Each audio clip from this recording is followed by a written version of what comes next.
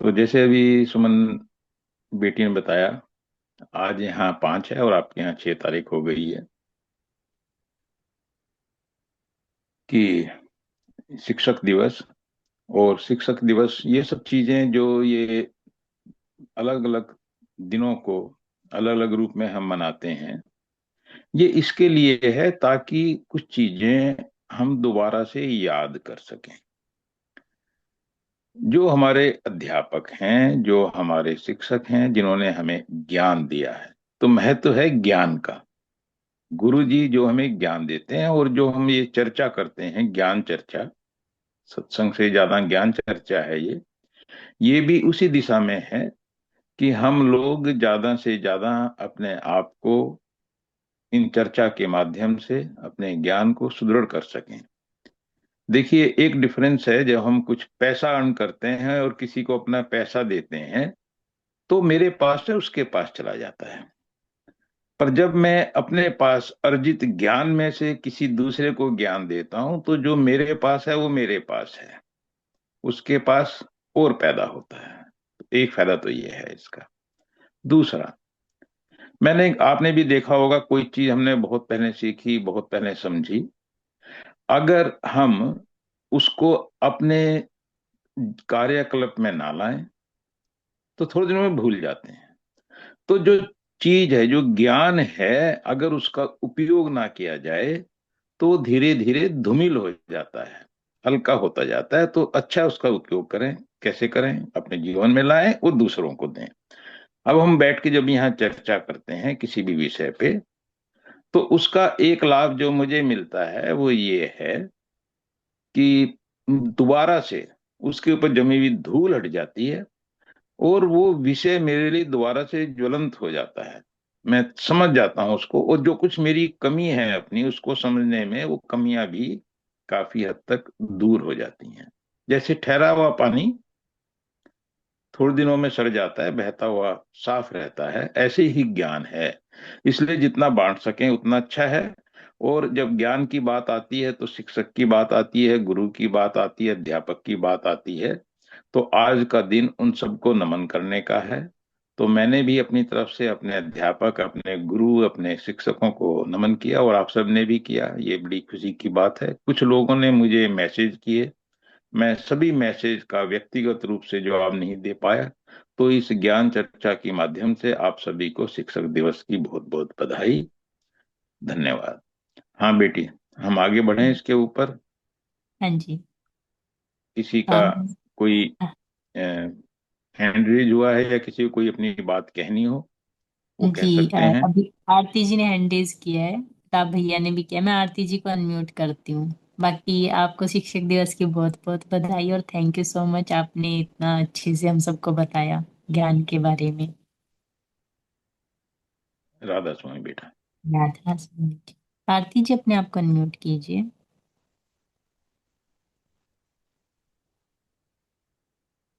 राधा स्वामी बाबा जी। हाँ राधा स्वामी बेटी। बाबा जी मैं मयंक बोल रहा हूँ। हाँ मयंक, बोलो बेटा। बाबा जी मेरी जिज्ञासा ये है कि नरक क्या है, स्वर्ग क्या है और मोक्ष क्या है। बहुत बड़ा सवाल पूछ लिया बेटे आपने। पता नहीं मैं पूरी बात समझा पाऊंगा और आप समझ पाएंगे या नहीं। देखिए, हम संक्षिप्त में चलें। जो चीज हम जिसमें हमको आनंद आए, हम सुख महसूस करें, हमको कष्ट ना हो, वो तो स्वर्ग, जिसको हम स्वर्ग के रूप में देखते हैं कि देखो जी वहां तो स्वर्ग है, वहां तो धरती पे ही स्वर्ग है, इस प्रकार से चर्चा करते हैं। और जहां हमको कष्ट हो, हमें दिक्कत हो, परेशानी हो, हमें जीना दुश्वार हो जाए, जिसके जहां से भागने की बहुत इच्छा हो, उसको नरक कहते हैं कि उसका जीवन तो नरक है। ये इन शब्दों का इस्तेमाल अपने हम दैनिक जीवन में करते हैं। तो प्रश्न उठता है कि आध्यात्मिक तौर से क्या इस धरती के अलावा भी स्वर्ग और नरक हैं? तो आंसर है हाँ। अभी हम जो ये जीवन, ये पृथ्वी देखते हैं, हमको लगता है यही सब कुछ है, ऐसा नहीं है। अनेक लोक, अनेक खंड ब्रह्मांड, बहुत दुनिया है, बहुत दुनिया है जिसका हमको अभी ज्ञान नहीं है। तो स्वर्ग और नर्क इस धरती के अलावा भी हैं। तो जो शब्दों का प्रयोग मैंने पहले ही किया वो समझाने के लिए किया। स्वर्ग जब हमारे अच्छे कर्म होते हैं, जिसने बहुत अच्छे कर्म किए, तो वो आध्यात्मिक रूप से सुख, जहाँ वो स्थान, वो मंडल जहाँ सुख सुविधाएं हैं, वहां जाते हैं। और जिन लोगों ने बहुत अच्छे कर्म नहीं किए, बहुत गलत कर्म किए हैं, लोगों को कष्ट दिया है, जिनको भी हम कहते हैं कि अच्छे कर्म नहीं है, तो वो उन स्थानों पे जाते हैं और वहां अपने कर्मों को भोग करके पुनः हम कर्म योनि में आ जाते हैं। तो ये सिलसिला चलता रहता है। आध्यात्मिक जो अलग अलग दुनिया है, उसमें हम अपना जीवन भोग करके इस साइकिल में घूमते रहते हैं। इसलिए 84 लाख योनियों का जिक्र बार बार होता है। मोक्ष मतलब हम इस आवागमन से छूट जाएं, इस काल की नगरी में पुनः हम ना आए, उसका नाम मोक्ष है। यानी कि बंधन मुक्त, हम बंधनों से आजाद हो गए। स्वर्ग और नर्क बंधन के दायरे में आते हैं। सोने की बेड़ी है अच्छे कर्म, लोहे की बेड़ी है बुरे कर्म, दोनों में ही बंधन है। यानी कि हम जब कर्मों के बंधन में बंधे रहते हैं, तो हम विभिन्न जितने भी लोक हैं, इन लोकों में हम जाते हैं और अपना कर्म भोग करके वापिस आ जाते हैं। इसलिए ऐसा भी बोलते हैं कि जो देवी देवता हैं वो भी भोग योनियां ही हैं, वो भोगते हैं। और जब उनका कार्यकाल समाप्त होता है तो वो पुनः वहां से छोड़ देते हैं। मोक्ष का मतलब हम इस आवागमन के चक्कर से बच गए, अब हम दोबारा पुनः हम जन्म नहीं लेते। हमारा ना जीना है ना मरना, हम ऐसी जगह जहां प्रलय महाप्रलय इन सब से दूर। इसलिए हम सब लोग बोलते हैं कि हम सत्पुरुष के पास जाना चाहते हैं। सत्पुरुष जो सदा एक जैसा रहने वाला है, सत्य है। तो जब सचखंड में पहुंच गए तो हमें मोक्ष प्राप्त हो गया। तो संत मत में मोक्ष की इसी प्रकार से स्वर्ग की नरक की व्याख्या की गई है। हाँ बेटा। जी। राधा आप स्वामी जी। ठीक है राधा आरती। स्वामी। गुलाब भैया आप अपने आप को अनम्यूट कर लीजिए।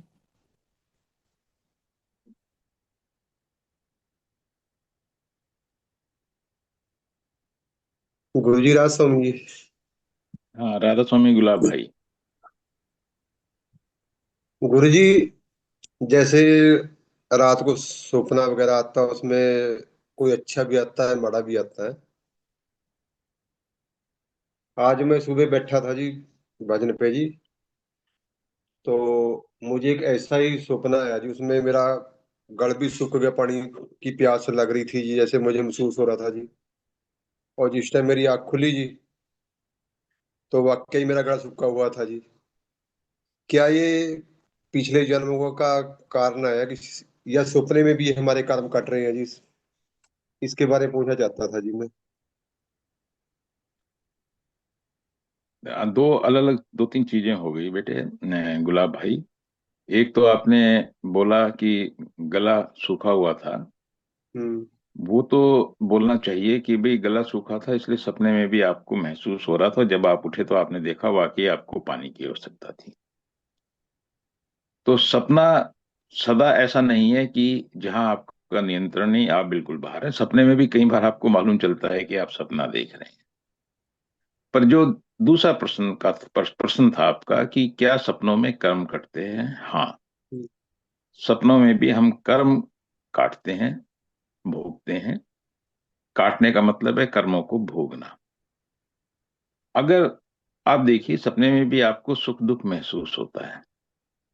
आप परेशान भी होते हैं, आनंद में भी होते हैं, आनंद भी लेते हैं, दुख भी महसूस करते हैं। तो इसका मतलब है कि आपके कर्म कट रहे हैं। और कई बार ऐसा भी होता है कि अगर सतगुरु की दया मेहर रहे तो बहुत से हमारे कठिन कर्म हम अपने सपनों में भोग भी लेते हैं। बट सपनों को लेकर के हमको बहुत ज्यादा चिंतित व्यथित नहीं रहना चाहिए। सपना, हमारा जो मस्तिष्क है, जो हमारा दिमाग है, काफी रोल उसका भी होता है। वो दिन भर की जो हमारी परेशानियां हैं, उनका प्रभाव भी हमारे सपनों पे पड़ता है। पर जरूरी नहीं है कि जो दिन में हुआ वो सपने में आए। सपना कहीं से कहीं भी हो सकता है। तो हमें इन चीजों में ज्यादा उलझना नहीं चाहिए कि हमें ये सपना आया, हम क्या करें क्या ना करें। देखिए, इस दुनिया में हमको संत मत क्या सिखाता है? संत मत सिखाता है कि ये प्रभु की लीला है जो कुछ हो रही है। ये क्यों हो रही है, कैसे हो रही है, इसमें उलझने के बजाय हमारा ध्यान होना चाहिए अपने ऊपर, कि हमारा जीवन कैसा है। हम अपने जीवन को ठीक से जिए, और बाकी जो प्रभु कर रहे हैं, जो चीजें हमारे नियंत्रण से बाहर हैं, जैसे सपना है, हम कुछ नियंत्रण उसके अंदर नहीं है, तो उनमें जैसे हुआ उनके आधार पे अपने जीवन को हमें निश्चित करने की जरूरत नहीं है। कई बार सपने में ऐसा लगता है हमें कि भाई, ओहो, हमारा कोई मित्र प्यारा चला गया, वो सपने में आ गया। बहुत आते हैं, मेरे सपने में भी बहुत बार आते हैं। जो लोग अब नहीं हैं वो आते हैं, पर उससे कुछ प्रभावित होने की आवश्यकता नहीं है। कि वो सपने में आए हैं, शायद वो सपने में आए हैं इसलिए शायद उनको मोक्ष नहीं मिला। मेरा सपना मेरा है, उनका सपना उनका है। क्योंकि कई बार आपके सपने में कोई आपका मित्र आता है तो उसको पता भी नहीं है, तो चीजें आपस में जुड़ी हुई नहीं है उस टाइप से। तो जो सपना है वो आपके लिए है, आपने देखा, आपने भोगा, और उसको वहीं छोड़ करके आगे बढ़ना चाहिए। तो सपने के अंदर कर्म कटे, अच्छी बात है, उनको भोग लिया, अच्छी बात है। सुख को भोगा, दुख को भोगा, और आगे के लिए हमें अपने जीवन में अच्छे कर्म करने हैं। मैं तो सदा एक ही चीज पे ध्यान होता है कि मैं कहाँ से क्या चीज सीख सकता हूँ। जैसे आज शिक्षक दिवस के ऊपर चर्चा की हमने, मैं कितना ज्ञान अर्जित कर सकता हूँ, मैं अपने आप को कैसे सुधार सकता हूँ। और ज्ञान का लाभ भी तभी है जब मैं उसको अपने जीवन में, उसको मैं अपने अनुभव में लाऊं, अपने जो मेरे क्रियाकलाप हैं उनमें उसको लाऊं, तभी उस अर्जित ज्ञान का फायदा है। अब वो ज्ञान कई बार सपनों से भी आता है। सपनों से भी हमको बहुत सी ज्ञान की बातें मिलती हैं, हमको अपनी गलतियों का पता चलता है। उन सब से सीखें, अपने जीवन को सुंदर मधुर सरस बनाएं, ऐसा बनाएं सतगुरु के आगे पहुंचे तो आंखें उठा के उनको देख सकें, नजरें झुकाए ना बैठे उनके सामने अपने कर्मों के कारण। तो जो सपने हैं ये भी हमको हमारे जीवन को सुधारने का एक मौका है, अवसर है, वैसा इसका लाभ उठाना चाहिए।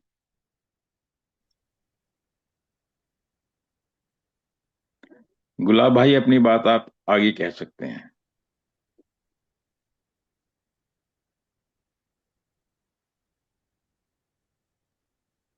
कुलदीप जी का है एक क्वेश्चन। गुरु जी, जैसे स्वर्ग नरक की बात चली थी जी, बेटे ने पूछा था क्वेश्चन, आपने बताया।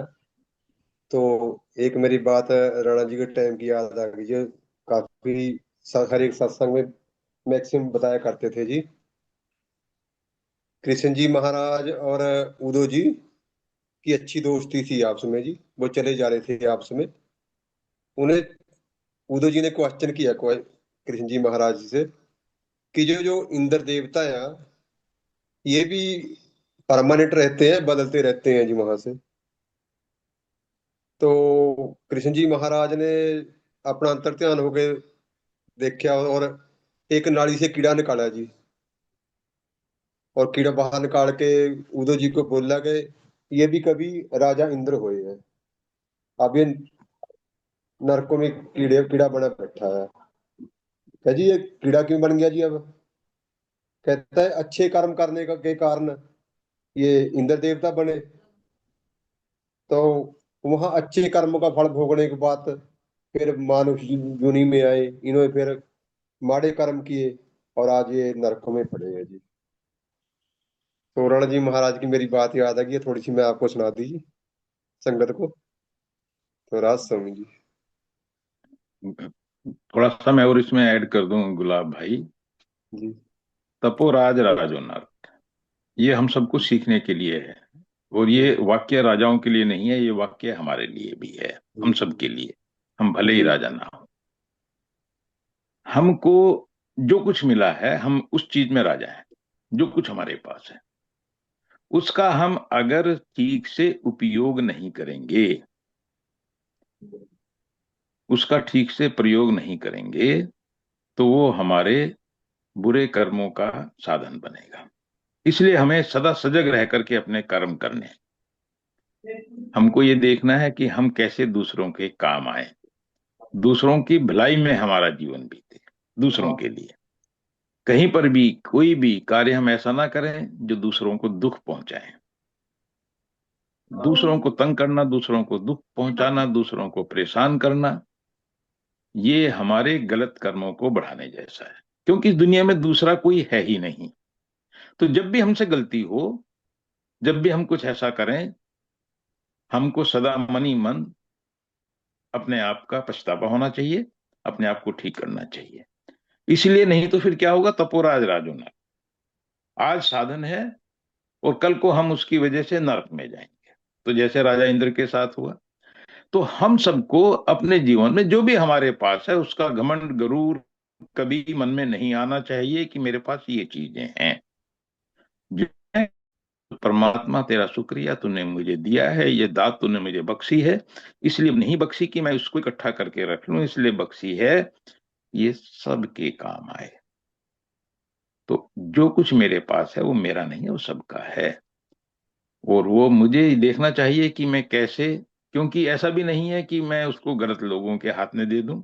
तो परमात्मा ने जब मुझे दिया है तो इसलिए दिया है कि मैं उसका सदुपयोग कर सकूं और मैं सही प्रकार से उसको, उसका जीवन में उपयोग करूं। नहीं तो परमात्मा ने किसी गलत आदमी के हाथ में दे दी होती। तो हमको अपना जीवन ऐसे जीना है कि राज करने के बाद हम नरक में ना जाएं, राज करने के बाद हम मोक्ष को प्राप्त हों। तो जो कुछ हमारे पास है, उसका सही प्रकार से उपयोग करना और उसका सही प्रकार से जीवन में भोग करना, यही हमारा उद्देश्य होना चाहिए। जो कुछ हमारे पास है, और सदा अपने मन में ये दृढ़ संकल्प कर लें कि हम किसी भी प्रकार से किसी भी जीव को, किसी भी मनुष्य को, किसी भी पक्षी को, जानवर को, कीड़े को जानबूझ के नुकसान नहीं पहुंचाएंगे। अपने लाभ के लिए तो कतई नहीं। ऐसा हमारा जीवन होना चाहिए। हाँ दीपा बेटी। हाँ जी, कुलदीप जी ने हैंड रेज किया था। कुलदीप जी, अपने आप को अनम्यूट कर लीजिए।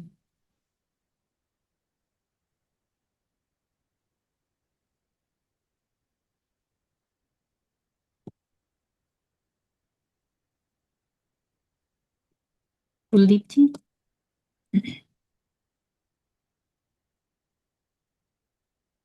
आई थिंक अब उनका क्वेश्चन ना हो, शायद उन्होंने हैंड भी डाउन किया है।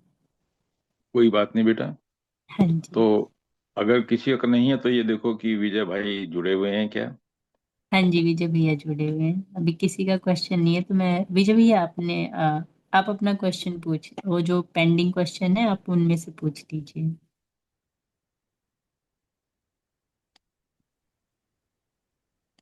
राधा स्वामी जी। राधा स्वामी विजय भाई। हाँ जी।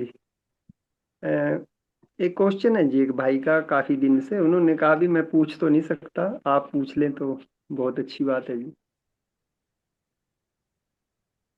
तो बड़ा प्यारा जीव है जी, गुरु घर का। उन्होंने एक क्वेश्चन, बड़ा अच्छा क्वेश्चन है जी वैसे तो उनका। वो कह रहे हैं भी जब हम सो रहे होते हैं रात को, तो कई बार आँख खुल जाती है रात को, तो फिर काफी देर नहीं सो पाते।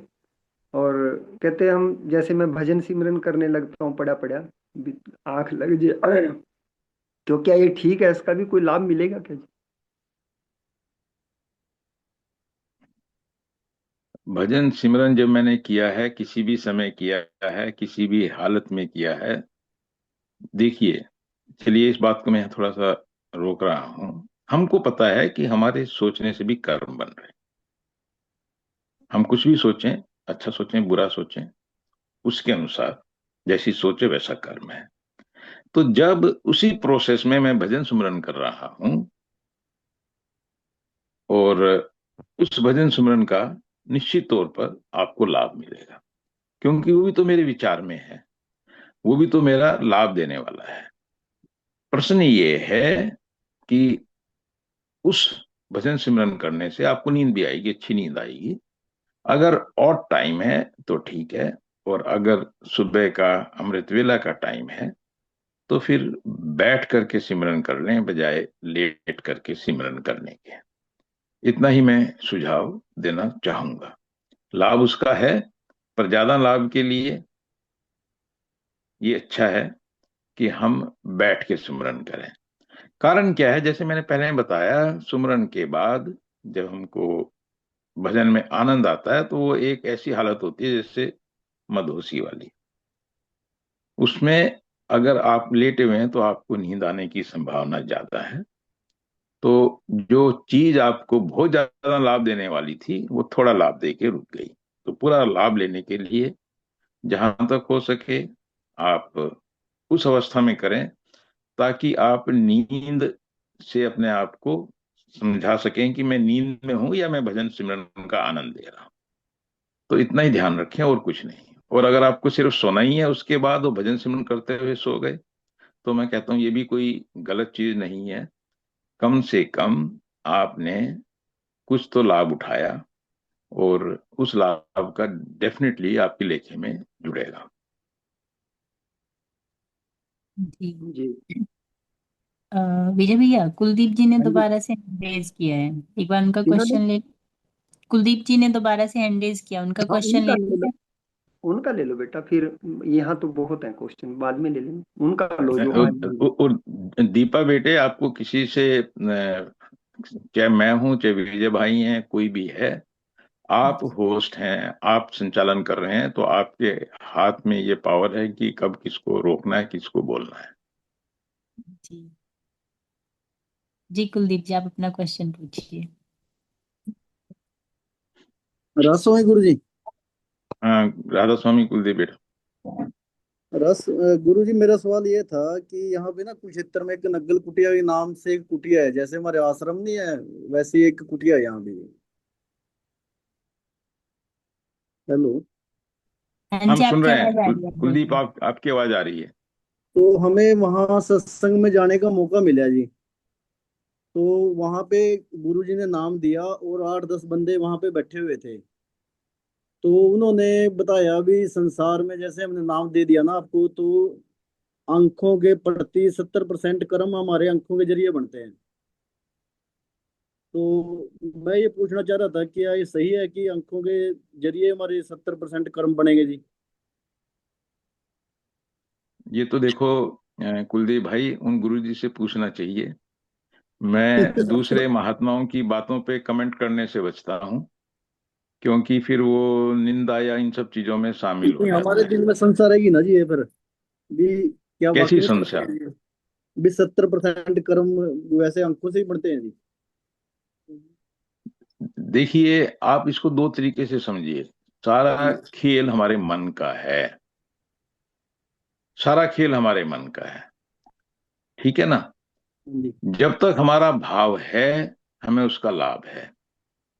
हमारे गुरुजी, हमने नाम लिया, हमारा उन पे भाव है, उनको याद करते ही मैं, जैसे मैंने कितनी बार, जैसे अभी थोड़ी देर पहले ही मैंने कहा कि मेरे जीवन में जब तक ये भाव है कि मैं कोई ऐसा काम ना करूं जिससे मैं गुरु के सामने बैठूं तो नजरें झुकी हों, तो उसका मतलब क्या है, मेरे कर्म हैं अपने आप ठीक होने शुरू हो गए। ये मैं अपने अनुभव से बोलता हूं कि एक बार जब मैं गुरु जी के पास गया, मेरे से कोई गलती हुई, गुरु जी के पास गया, वहां बैठा, तो मुझे बड़ी शर्म आई और मुझे लगा कि धिक्कार है कि जब मैं गुरु जी के सामने बैठा हूं और मैं वो करके नहीं आया जिसके लिए गुरु जी ने कहा। तो तब से मेरे मन में ये आया कि मुझे सदा अपना जीवन ऐसा जीना है कि गुरु जी मुझे देख करके अपने गले लगाएं। तो जब हम उनको तरफ आंखें मिला के देख सकते हैं, उसके योग्य बन जाएंगे, तो सारा लाभ होगा। हमारे मन में भाव कैसा है, अभाव है या भाव है, तो इसीलिए सारा गेम, सारा खेल हमारे भाव का है। बाकी 70%, 80% तो ये नंबर ऐसे हैं, ना किसी ने तोल के देखे हैं, ना किसी ने नाप के देखे। कोई कहे कि जी उसका 25% है, 50% है, ये समझने के लिए है। 70% बोल दिया, उनका भाव है कि ज्यादातर, थोड़े से बच गए, ज्यादा कट गए, थोड़े से बच गए। अब ये बात उन्होंने बोली है। अगर हमारे मन में इस प्रकार के प्रश्नों को सुन करके या वीडियो देख करके अगर हमारे मन में संशय रहता है, तो हमको बहुत ज्यादा इधर उधर नहीं भागना चाहिए कुलदीप, ये मेरी सोच है। मैं बहुत जगह जाता हूँ, बहुत सुनता हूँ बातें, पर उसमें से जैसे बोलते हैं ना कि हमारा स्वभाव सूप की तरह होना चाहिए। सार सार को ग्रहण किया और जो थोथा है उसको फोका, उसे उड़ा दिया। अब जो चीज मेरे मतलब की नहीं है उसको मैंने वहीं छोड़ दिया, जो चीज मेरे सीखने की है मैंने उसको एडॉप्ट कर लिया। तो अगर सोचने वाली बात यह है कि मुझे अपना देखना है और अपने गुरु के साथ अपने रिश्ते को देखना है।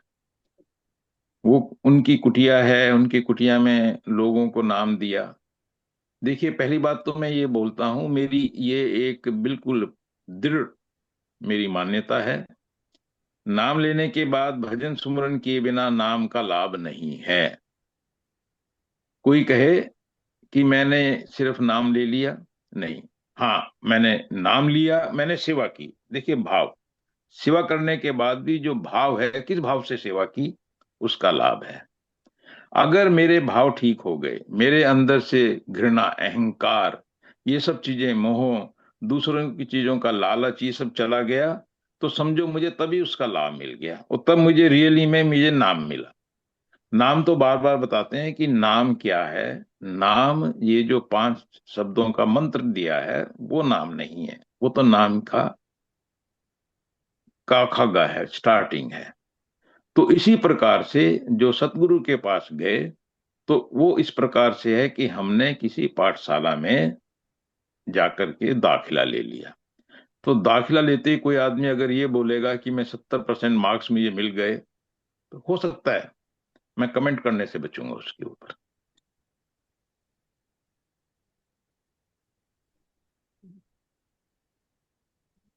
कुलदीप भाई। ये बात उन्होंने इसलिए बोली थी जी, तो वहाँ एक सवाल जवाब करने वाला भी बैठा था ना जी, तो फिर उन्होंने बोला कि हाँ। भी संसार में इसलिए बोल दिया मैंने, आपको कर्म बनते हैं जैसे किसी ने कोई जीव हत्या हमारे सामने कर दी, हम्म। और हमारे सामने जीव हत्या करी, हम उसमें कर भी कुछ नहीं सकते जी, क्या उसका फल भी हमें मिलेगा जी? दो चीज समझ लीजिए, आप किस पोजीशन में हैं। आप ये देखिए, आप इस चीज को समझिए कुलदीप। आपके सामने एक आदमी गलत काम कर रहा है और आप इस परिस्थिति में कि आप उसको रोक सकते हैं, ठीक है ना। आपका परिवार का सदस्य है, वो गलती करने जा रहा है, मैं उसको रोक सकता हूं, पर मैंने कहा चलो करने दो, ये करेगा, ये भोगेगा। तो मैंने, मुझे दिया गया जो ज्ञान है, मुझे दी गई जो ताकत है, मैंने उसका उपयोग नहीं किया, तो मैं उसके कर्म में शरीक हो गया। क्योंकि मेरे पास ये इच्छा, अगर मेरा भाव ठीक होता तो मैं उसको रोकता।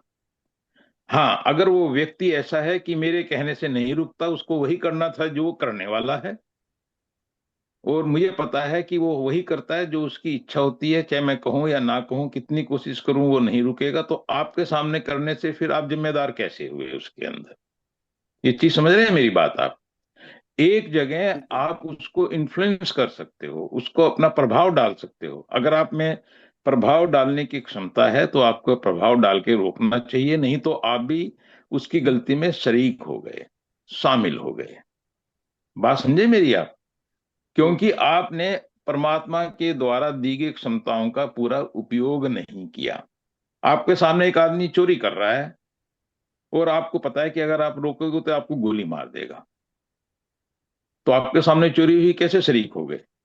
पर एक आदमी आपके सामने कुछ सामान उठा रहा है, चोरी कर रहा है, और आप रोक सकते हैं, उस क्षमता में है, और आपने नहीं रोका, तो आप भी उसमें शरीक हो गए, भले ही थोड़े से शरीक हुए हो। तो मैं तो इस प्रकार से इसकी व्याख्या करता हूं कि आपके सामने एक आदमी गलत कर रहा है, किसी की हत्या कर रहा है, और आपके पास इतनी क्षमता है कि आप उसको रोक सकते थे और आपने नहीं रोका। यस। हाँ। बट अगर वो आदमी इस क्षमता में है कि वो आप ही को मार देगा, आपने सिर्फ अपनी जान बचाई, तो फिर आप कैसे शरीक होगे उसके अंदर। अब यूक्रेन का रशिया का युद्ध चल रहा है, आपके सामने चल रहा है भाई। आप रोक सकते हैं क्या इसे? नहीं रोक सकते। तो फिर आप इसके कर्म से कैसे शरीक हो गए इसके कर्म में? इसको ऐसे देखिएगा। ठीक है गुरु जी। हम्म।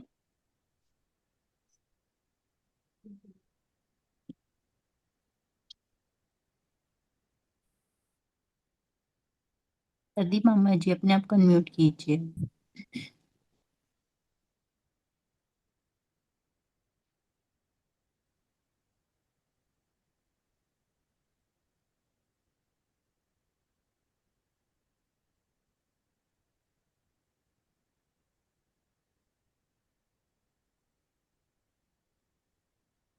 जो मैं ये सवाल पूछ रहा हूँ जी, ये सवाल मेरा अपना नहीं है।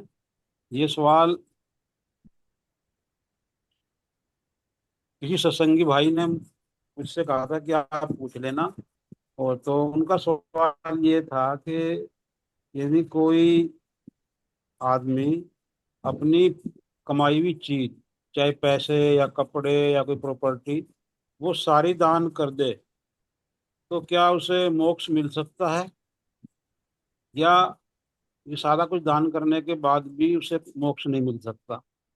ये सवाल उनका था। अब मेरे पास जो कुछ संपत्ति है, अगर मैं सब कुछ दान कर दूं और अगर मोक्ष मिल जाए तो मोक्ष मिलना बड़ा आसान होता। बहुत आसानी से लोगों ने इसे प्राप्त कर लिया होता। यह कार्य इतना कठिन नहीं है, क्योंकि जो कुछ मैंने अर्जित किया मैंने दान कर दिया और मुझे मोक्ष मिल गया। सबसे आसान है। तो यह प्रोसेस इतना आसान नहीं है कि मैंने दान किया और मुझे मोक्ष मिला। तो आंसर है नहीं। जब तक मेरे भाव, जब तक मैं ठीक नहीं करूंगा, अपने कर्म ठीक नहीं करूंगा, तब तक मोक्ष नहीं मिलेगा। जब तक जो चीज मेरे पास है, मुझे अभी भी ये लग रहा है ये चीजें मेरी हैं, मैं दान कर रहा हूं, तो मैं अहंकार का भाव, अटैचमेंट का भाव इस चीजों के साथ है, तो फिर मुझे मोक्ष कहाँ से मिल गया? मोक्ष है बंधन मुक्त होना। बंधन मुक्त होने का मतलब क्या है? कि मैं चीजों से जुड़ा हुआ नहीं हूं। जब मैं चीजों से जुड़ा हुआ नहीं हूं तो फिर मैं शब्द खत्म हो गया। मैं मेरी का रोग घनेरा। हम लोग इस मैं मेरी के चक्कर में ही मोक्ष से दूर हैं। जब तक चीजें मेरी हैं तो मैं संसार का हूं। जब इनके साथ सिर्फ इतना संबंध हो गया कि आई, उपयोग किया, छोड़ दी, ना उसका दुख, ना आते हुए का दुख, ना जाते हुए का दुख। ना आते हुए को कहा कि क्यों आ रहा है, ना जाते हुए को कहा कि क्यों जा रहा है। तो जब मेरी मनोदशा इस प्रकार की हो गई कि मैं एक रस हो गया, तो शायद मैं मोक्ष की तरफ को बोल सकता हूं कि मेरे कदम बढ़ रहे हैं। जब तक ये चीजें मुझे बहुत ज्यादा सुख या दुख देती हैं, तो ये इस बात की द्योतक है कि मैं अभी मंजिल से बहुत दूर हूं। तो जो आपने प्रश्न पूछा, उसका एक आंसर है नहीं। सब कुछ दान देने से, सब कुछ समर्पित करने से, ये तो हमने पहले ही दे दिया प्रदीप। जब हमने नाम लिया गुरु जी को, क्या किया था? क्या चीज दे के आए थे गुरु जी को? तन मन धन। तो मेरे पास तो कुछ है ही नहीं हाँ मेरा। जी।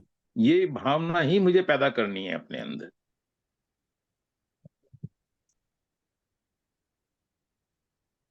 ठीक है, इस सत्संगी भाई को अपने सवाल का जवाब मिल गया होगा।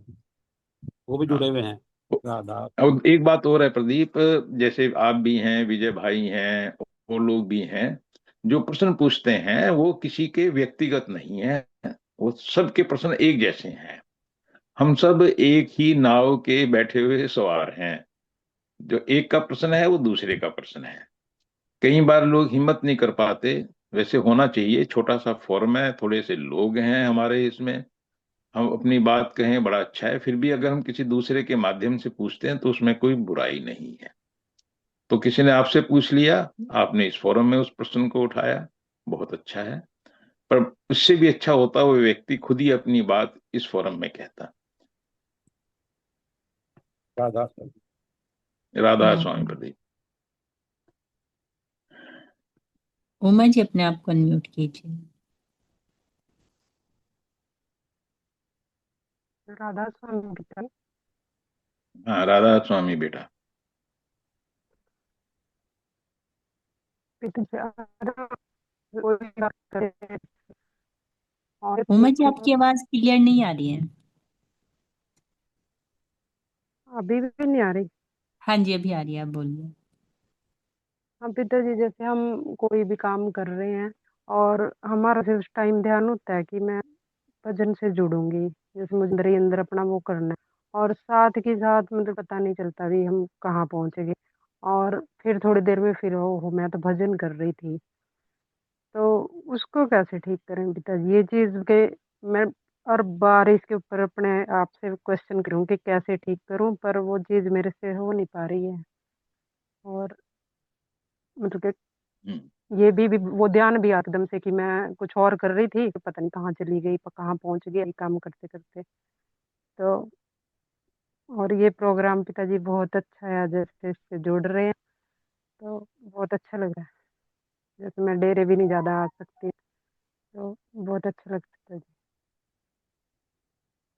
हाँ, तो इस बेटा फीडबैक देने के लिए बहुत बहुत धन्यवाद। आपने प्रोग्राम के बारे में फीडबैक दिया, और ये भी कोविड का लाभ है। हम सब लोगों को कहते हैं ना कि कितनी बुरी चीज हुई, कोविड आया, उसका एक लाभ ये है कि उसने लोगों का ध्यान ऑनलाइन, जो ये एक तरीका है, इसकी तरफ आकर्षित किया। तो वो लोग जो किसी वजह से नहीं आ सकते, उनके लिए ये बहुत अच्छा साधन है। बट एक बात और भी है, यदि हम समय निकाल करके गुरु जी की कुटिया में जाएंगे, वहां पहुंचेंगे, उसका लाभ और ज्यादा है। लाभ इसका भी बहुत है, उसका लाभ और ज्यादा है। अब आपके प्रश्न पे आता हूं मैं। एक सिचुएशन लेके चलते हैं। मैं भजन में बैठा, और भजन में बैठे बैठे ही मैं अपनी दुकानदारी में पहुंच गया। किसी को सौदा दे रहा हूँ, किसी को सौदा ले रहा हूँ, आगे के क्या करने हैं, और मुझे पता ही नहीं है कि मैं भजन करने बैठा था और मैं इस काम में उलझ गया। फिर मुझे पता चला, ओहो, मैं क्या कर रहा हूँ, मैं तो भजन के लिए बैठा था, मैं कहाँ उलझा। तो एक बात तय है कि जिस टाइम मैं उलझा हुआ था, मेरा ध्यान ही नहीं था, मैं कुछ नहीं कर सकता हूँ। पर अब जब मुझे ये, मैं वहां पे उस बिंदु पे आया, जिस बिंदु पे पहुंच करके मुझे इस बात का पता चला कि भी मैं भटक गया, मैं भजन कर रहा था और मैं ये कहाँ आ गया। ये सिचुएशन बेटे आपकी अकेली नहीं है, बहुत लोगों की है, ज्यादातर लोगों की है। हम सब लोग इससे जूझते हैं। जो सिमरन है हमारा, वो इसी चीज को रोकने का साधन है। इसलिए बोलते हैं कि हमारे जो मन संसार में फैला हुआ है, उस फैले हुए मन को, फैली हुई आत्मा को इकट्ठा करने का काम सिमरन करता है। तो अब जब आप सिमरन करते हुए ही कहीं से कहीं पहुंच गए, इसका मतलब है कि जब आपने अपने आप को समझाया, आपने रोका, तो उस समय मैं एक काम करता हूँ, मैं ये बोलता हूँ कि भाई अभी और क्या क्या काम रहेगी। जो भी काम था, मान लिया मैं रोटी बना रहा हूँ, या मैं, जैसे मैंने दुकानदारी का उदाहरण दिया, तो मन से कहता हूँ देख ले भाई, भजन सिमरन करना था, कुछ जो कुछ काम यहाँ बचे हुए हैं उसे भी कर ले अभी। और अगर दुकानदारी का सामान तो ये संजो के रखना है, तो ये लिस्ट बनानी है कि क्या क्या नहीं, कर ले, फिर बैठ के भजन कर लेना, भजन तो करना ही है। तो तू जो करना कर ले अभी। तो आप देखना, उसको आप छूट देंगे तो करेगा नहीं, वो वापिस आ जाएगा। सजग होना है, अपने आप को उस मन से अलग करना है। तो जैसे ही आपने कहा तू कर ले, मैं भजन कर लेता हूं, तो मन भी आपके साथ साथ वो वापिस आ जाएगा, वो अलग नहीं रह सकता। ठीक है, कई बार हमने देखा होगा कि, और मुझे हंसी भी आती है, एक बाप है अपने बच्चे के साथ जा रहा है, बच्चा नाराज हो गया, बच्चा एक तरफ को भागने लगता है, बाप उसके पीछे भागता है, बच्चा और आगे को भागता है। अगर बाप उधर को जाना बंद कर दे, वहीं रुक जाए जहां वो है, बच्चा भागेगा, थोड़ी दूर जाके फिर देखेगा कि बाप पीछे आ रहा है, नहीं आ रहा है। नहीं आ रहा तो बच्चा रुकेगा, और अगर थोड़ी देर तक बाप नहीं आएगा तो फिर वो वापिस आएगा, क्योंकि नहीं रह सकता बाप के बिना। तो ऐसे ही मन की हालत है, वो आत्मा के बिना नहीं रह सकता है। हमको सजग होने की जरूरत है, जागने की जरूरत है उस हालत में। जैसे ही हमें इस बात का एहसास हुआ कि हम भजन करते हुए यहाँ पहुंच गए, तो एक तो मन को थोड़ी छूट दो, मन को कहो करो पर मन के साथ ना लगो। उसे कहो तुम कर लो भाई, मुझे तो भजन करना है, पर जितनी देर तू इधर उधर भागा है इतनी देर तू भजन फिर करना है बैठ करके। आप याद रखो, अगर हमें ये सोचा हुआ है कि मैं 15 मिनट बैठूंगा और 15 मिनट के बाद मैं उठ जाऊंगा, 15 मिनट तक मैं इधर उधर की चीजों में उलझा रहा, तो एक तरीका ये है, आप बोलो कि देखो भाई 15 मिनट भजन करना है तो 15 मिनट भजन करना है, दुनिया की चर्चा नहीं करनी, दुनिया के चक्कर में नहीं उलझना। अब तुम 5 मिनट इधर उधर भागे और मैं 20 मिनट बैठूंगा, तुम तीन अगर 10 मिनट भागोगे मैं 25 मिनट बैठूंगा। तो थोड़ा सा इसके अंदर हठ योग वाला तरीका आ जाता है कि जब आप ऐसा करना शुरू करेंगे तो मन का इधर उधर भागना अपने आप धीरे धीरे कम होता चला जाएगा। तो दो चीजें करें, अपना समय बढ़ा दें उसके बाद, और एक मन को देखें कि अब तुम चलो कहाँ जाना है, कुछ और काम है उसको भी कर लो। तो सजग होकर के मन को थोड़ी छूट दो, तो देखो क्या करता है। हमारा सिमरन पे ज्यादा जोर होना चाहिए। सिमरन करते हुए हमें, चाहे हमें कोई प्रकाश दिखाई दे ना दे, धुन सुनाई दे ना दे, उधर हमें इतनी जिज्ञासा करने की, सोचने की आवश्यकता नहीं है। कई बार आपको कुछ आवाजें सुनाई दे सकती हैं, आप सिमरन छोड़ करके उन आवाजों की तरफ ज्यादा ध्यान ना दें। आपको प्रकाश दिखाई दे सकता है, उधर इतना ध्यान ना दें। जब ध्यान का समय आएगा और जब शब्द का समय आएगा तो उस समय हम ये काम कर सकते हैं। हाँ बेटा। उमा जी, आपका आगे है या आपको? ठीक है पिताजी, देखते हैं और कोशिश करके। बहुत बहुत शुक्र पिताजी, बिल्कुल ठीक राधा बेटे। स्वामी पिताजी। राधा स्वामी बेटे, कोशिश ही करनी है, लगातार कोशिश करनी है, ठीक है हाँ ना। जी पिताजी। हाँ, ठीक है। ये कोशिश का ही फल है बेटे। जो कोशिश, देखिए आदत है, मैं ये चीज बता दूं आपको, जब आपका सिमरन पक जाएगा तब उल्टा होगा। आप रोटी बना रही हैं, रोटी बनाते बनाते अभी रोटी बनाने लगी तो फिर देखोगे रोटी जैसी रुकी बीच में, मेरा सिमरन तो चल रहा है, अभी उल्टा हो रहा है। हमें इस संसार में हम आदतों के गुलाम हैं, जो हमारी आदतें जैसी भी आदतें हैं, किसी को अच्छी आदतें हैं किसी को बुरी हैं। और अच्छी बुरी में भी बहुत सी छोटी छोटी आदतें होती हैं कि हमने जैसे खाने के बाद मीठा खाना है, आदत है ये, शरीर की जरूरत नहीं है। लोग बोलते हैं मेरे शरीर को जरूरत है, नहीं, ये आदत है। हम आदतों के गुलाम हैं, तो इन आदतों को छोड़ना है। तो जैसे आपने कहा कि धीरे धीरे जब हम बैठ के अभ्यास करेंगे, जैसे एक निश्चित समय पे बैठ के भजन करना चाहिए, उसका लाभ है। क्योंकि एक आदत बन जाएगी हमारी कि भाई अब रात के 9 बज गए हैं, अब तो हमें बैठ के 15 मिनट भजन करना ही करना है। अगर एक दिन भी नागा करेंगे, वो भी आदत बन जाएगी। क्योंकि गलत आदत हम जल्दी सीखते हैं, अच्छी आदत बनाने में टाइम लगता है। तो भजन सिमरन इन सब चीजों के लिए नागा ना करें जहां तक हो सके, अनटिल अनलेस बहुत ही इमरजेंसी हो, तब बात दूसरी है। नहीं तो जो भजन सिमरन है उसमें नागा करने के बजाय भले ही भोजन की नागा कर ले। जी। हाँ जी पिताजी। अभी किसी का हैंड रेज नहीं है, थोड़ा टाइम भी हमारे पास। तो तो विजय भाई। मेरी फ्री है। एक क्वेश्चन मेरा ही है, बहुत पहले से माइंड में था। तो एक्चुअली मैं ये पूछना चाहती हूँ, जैसे कुछ लोग हैं, बहुत बड़े सत्संगी भी हैं, भजन सिमरन भी करते हो, सब कुछ है, लेकिन कभी कभी उनके ऊपर क्रोध की या काम की भावना इतनी ज्यादा हो जाए कि वो कुछ ऐसा कर जाएं जो उन्हें भी नुकसान दे, उनकी फैमिली को, उनकी सोसाइटी को, और उनके गुरु को, सबको इफेक्ट करे। तो इस केस में उसने भजन पाठ भी किया, सब कुछ किया, नॉनवेज तो नहीं खाया, नॉनवेज खाए एक बार मार दिया ठीक है, मर गया, लेकिन जिसे पेन दिया वो डेली डेली उस पेन को सफर कर रहा है। तो इस केस में उस इंसान को क्या, और गिल्ट भी ना हो, कुछ ना हो, तो उसको इसमें किस कैटेगरी में काउंट किया जाएगा? बेटे हमें दो चीजें आपने पूछ ली इसमें। पहली बात तो हम सब उसी कैटेगरी में हैं जी। कि हम हमारे ऊपर कब ये हावी हो जाएं, क्रोध, मैं खुद ही उलझ जाता हूं इसमें कई बार कि क्रोध कब हावी हो जाए या और अवगुण कब हावी हो जाए। इसलिए सदा सजग रहने की जरूरत है। जैसे मैं बोलता हूँ सदा, जब भी हो, जब अपराध हो, तभी अपने आप को रोकना है। अपराध वो जो हम ना करना चाहें वो हमसे हो जाए, उसको मैं अपराध बोल रहा हूँ। जो हमें नहीं करना था हमसे हुआ, उससे रोकना है अपने आप को। आज सत्संग के शुरू में इंद्र का जिक्र हुआ, जी। उदाहरण के लिए, ऐसा नहीं कि भाई वो समझाने के लिए था कि जो बहुत बहुत ज्यादा पहुंची हुई ताकतें हैं उनका भी पतन हो जाता है। और वो पतन हानिकारक है। जैसे आपने बोला, वो पतन परिवार के लिए, सब चीजों के लिए हानिकारक है।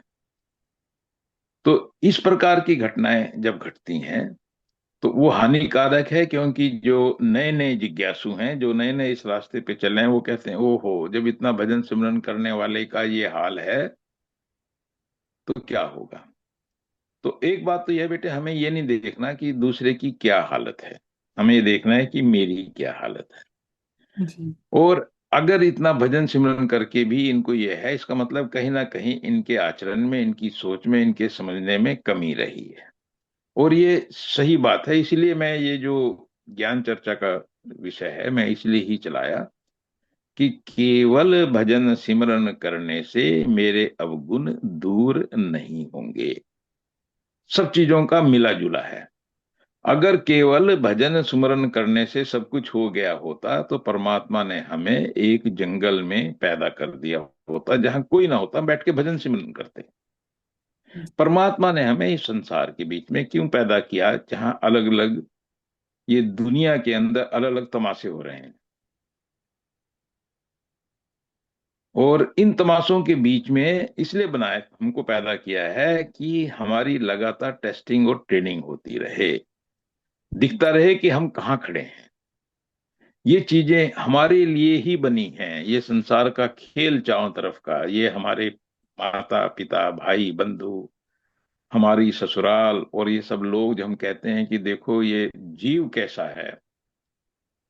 मान लिया लड़कियां जब ससुराल में जाती हैं तो फिर कहती हैं मेरी सास ऐसी क्यों है, या कोई लड़का है कोई और किसी के बारे में बोलता है। सास वाली बात इसलिए बोली क्योंकि आपने ये सवाल पूछा, ये जनरल, सास से सबसे कम बनती है लड़कियों की। तो इसलिए है ये सब जो तामझाम परमात्मा ने बनाया है, मुझे ठीक करने के लिए बनाया है, मेरे लिए बनाया है। दूसरे कहीं जाएं, मैं कहता हूँ दूसरों की चिंता नहीं, मुझे अपनी चिंता है, मुझे अपने आप को सिखाना है। तो ये जो पूरा, नहीं तो भजन सिमरन करने से अगर पूरा एक साथ लाभ मिल गया होता तो हम जंगल में बैठ करके भजन सिमरन करते। हमने संसार छोड़ दिया होता, हिमालय में बैठ करके भजन सिमरन करते। हमें संसार से कोई लेना देना नहीं होता।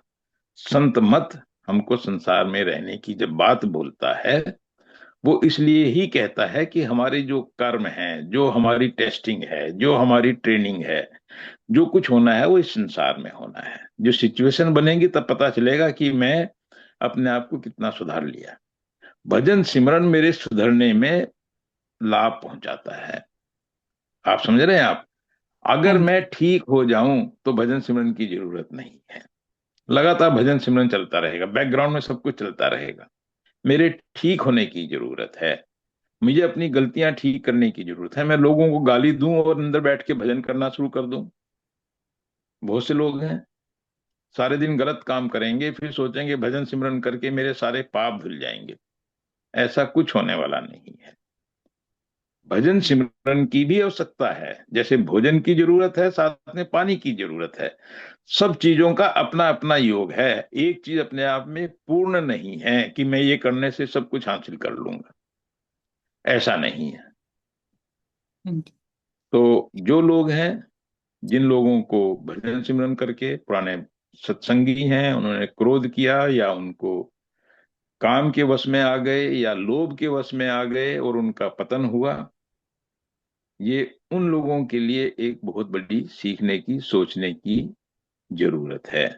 हमको सदा ये देखना चाहिए कि जो मैं करता हूं उसका प्रभाव केवल मेरे ऊपर नहीं, मुझे देखने वाले उन लोगों पे भी पड़ता है इसलिए पहले कुछ सत्संग पहले मैंने ये बात कही थी कि हमारे आश्रम में जो भी व्यक्ति प्रमुख हैं, जी जो मुख्य मुख्य लोग हैं, चाहे वो हमारे ट्रस्टी हैं, चाहे मैं हूं, चाहे हमारे जत्थेदार हैं, पुराने सत्संगी हैं, उनका जीवन जो नई पौध है उसके लिए मिसाल होना चाहिए। तो हमें कोई भी काम करते हुए बहुत ज्यादा सजग और जागते हुए केयरफुल होकर के अपना जीवन जीना चाहिए, नहीं तो लोग हमें देख के क्या सीखेंगे। तो हम दूसरों के लिए मिसाल बन सकते हैं, दूसरों का रास्ता हम प्रशस्त कर सकते हैं अगर हमारा जीवन ठीक हो। तो हम लोगों के ऊपर ज्यादा जिम्मेदारी है। और आपने ठीक कहा, जहां जहां हमसे गलतियां हो रही हैं वहां हम सबको, बुजुर्ग लोगों को, सत्संगियों को ज्यादा सीखने की जरूरत है, क्योंकि हम पे टाइम भी बहुत नहीं बचा है बेटे। जी जो जवान सत्संगी हैं, बच्चे हैं, उनके पास अभी अपने जीवन को सुधारने का समय है, हमारे पास समय कम है। तो हमको तो और ज्यादा देखना है कि हमसे जो गलती हो रही है हम उन गलतियों से बचें। जी और गुरु। आपने ये बहुत अच्छी बात कही, हम सब लोगों को जगाने के लिए बहुत बहुत धन्यवाद दीपा।